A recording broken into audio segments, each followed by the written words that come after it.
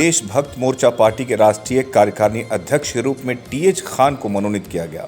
अखिल भारतीय देशभक्त मोर्चा के राष्ट्रीय अध्यक्ष स्वामी विजयानंद द्वारा जहानाबाद में टीएच खान पर पूरा विश्वास जताते हुए इन्हें कार्यकारिणी राष्ट्रीय अध्यक्ष बनाया। साथ ही साथ इस मौके पर प्रेस वार्ता का आयोजन किया गया। प्रेस वार्ता के माध्यम से स्वामी विजयानंद ने कहा कि देश में भाजपा की सरकार से हम लोगों को उम्मीद थी, लेकिन हमारे उम्मीद पर वह खरा नहीं उतर रही है, जिससे देश में, बिहार में लोगों को काफ़ी मुश्किलों का सामना करना पड़ रहा है। महंगाई, बेरोजगारी, जातिवाद, संप्रदायवाद, तुष्टीकरण सहित अन्य मामलों में वर्तमान सरकार बेहतर काम नहीं कर रही है।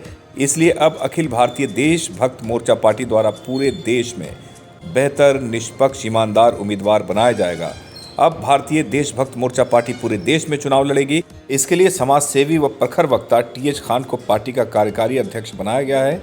वहीं इस मौके पर अखिल भारतीय देशभक्त मोर्चा पार्टी के कार्यकारी अध्यक्ष बने टीएच खान ने कहा कि निश्चित तौर पर मैं पूरी ईमानदारी, पूरी निष्ठा एवं निष्पक्ष तौर पर पार्टी के लिए काम करूंगा और पूरे देश में घूम घूम कर पार्टी के संदेश को लोगों तक पहुंचाऊंगा। एसके मिर्जा, ईशा न्यूज़ के लिए। यहाँ श्री टीएच खान को राष्ट्रीय कार्यकारी अध्यक्ष के रूप में मैं मनोनीत कर रहा हूँ, क्योंकि मेरे दिल में मेरा हिंदुस्तान, आज हमारा देश जातिवाद, महंगाई और भ्रष्टाचार और बेकारी, बेरोजगारी में धू धू कर जल रहा है।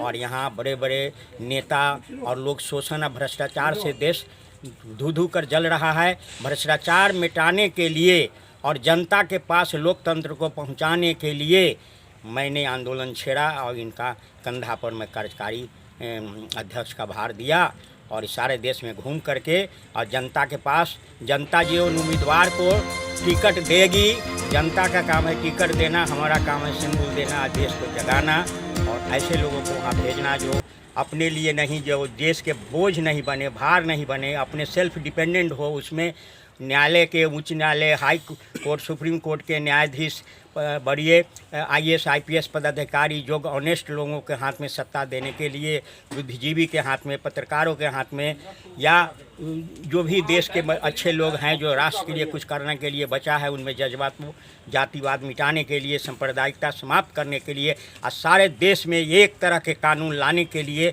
मैं चला। और सारे देश में हम घूम घूम कर इनके साथ हम टिकट बांटेंगे और जनता के हाथ में सत्ता पहुंचा के एक क्षण भर में न्याय देने वाला व्यवस्था प्रदान करेंगे। आपके दल का क्या नाम है? अखिल भारतीय देशभक्त का हम राष्ट्रीय अध्यक्ष है और मेरे पार्टी का नाम है अखिल भारतीय देशभक्त मोर्चा। कब से पंजीकृत है ये पंजीकृत है 99 से।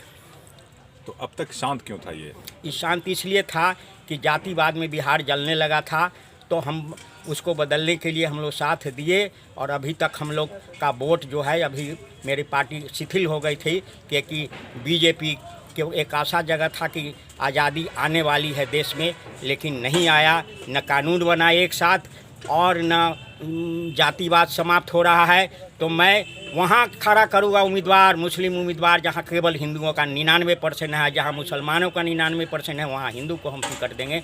तब हमारा देश, जब तक जातिवाद समाप्त नहीं होगा, इस देश के भला नहीं होगा। भाजपा के शासनकाल में आप लोग खुश नहीं हैं? हमारा एक कानून है, एक जिला में सीलिंग एक्ट है, दूसरा जिला में नहीं है। मोदी जी के सुने कि एक परिवार में 2 कानून चलेगा, तो कहाँ है? रहता तो हम भटकते। हम तो उनको लिख के दिए हैं, चिट्ठी उनकी आई है कि हमने कहा कि हम सारा संपत्ति राष्ट्र के लिए, राष्ट्र के 140 करोड़ जनता के नैतिक, आध्यात्मिक और चारित्रिक क्रांति, आध्यात्मिक क्रांति लाने के लिए मैं दे रहा हूँ। उनकी चिट्ठी मेरे पास है, लेकिन उन्होंने ऐसा नहीं किया। उन्होंने अभी हमारे चिट्ठी भेजे, लेकिन चीफ सेक्रेटरी से मिले तो हमारी बात को नहीं सुने। तो अब हम स्वयं जनता के पास अपनी जीवन, संपत्ति सब सौंप रहे हैं। इसके लिए मैं राजधानी हर जगह ऑफिस बनाया और लेकिन जब वैसे समय में जल रहा था बिहार, तो मैंने शुरू में किया था, जब बिहार में 90 में 76 सदस्यीय मंत्रिमंडल के खिलाफ मैंने रीट याचिका किया था और जंगल राज के खिलाफ भी मैंने रीट याचिका बिहार के किया था। आज बिहार जल रहा है तो मोदी में कहाँ ताकत है? क्यों नहीं यहाँ राष्ट्रपति शासन लगाते हैं? नहीं लगाते हैं तो हम इनके खिलाफ लड़ेंगे, हम जो टिकट देंगे इनके खिलाफ नहीं, इनसे नहीं हटेगा। जातिवादी लोग जो महीना ले रहा है, जो जंगल राज कायम किया, वो सारा का भी कानून अभी तक चल रहा है। हमसे उम्मीद जनता को इतनी करनी चाहिए कि हम धर्म, मजहब जात पात, ऊंच नीच, गरीब अमीर की बात कभी करते नहीं। और लाखों लोग हमको जानते हैं, चूँकि हम समाज सेवा में जुड़े रहे हैं। हकीकत में देश में आज़ाद जो शहीदों ने अपनी जान दे करके कराया था, वही दोबारा देश देखना चाहते हैं। और हम किसी पार्टी के विरोध बात करके अपनी पार्टी को नहीं चलाना चाहते। हम अपनी बात करेंगे ताकि गरीब, अमीर, सामान्य वर्ग के लोग, हर लोग के चेहरे पर मुस्कान हो और एक दूसरे का गला काटने से बचे। हमारा सिर्फ यही प्रयास होगा कि हमारे देश में जैसे शहीदों ने बलिदान दे करके इस देश को आज़ाद कराया था, फिर हमारा देश उसी तरह से दोबारा वापस आए।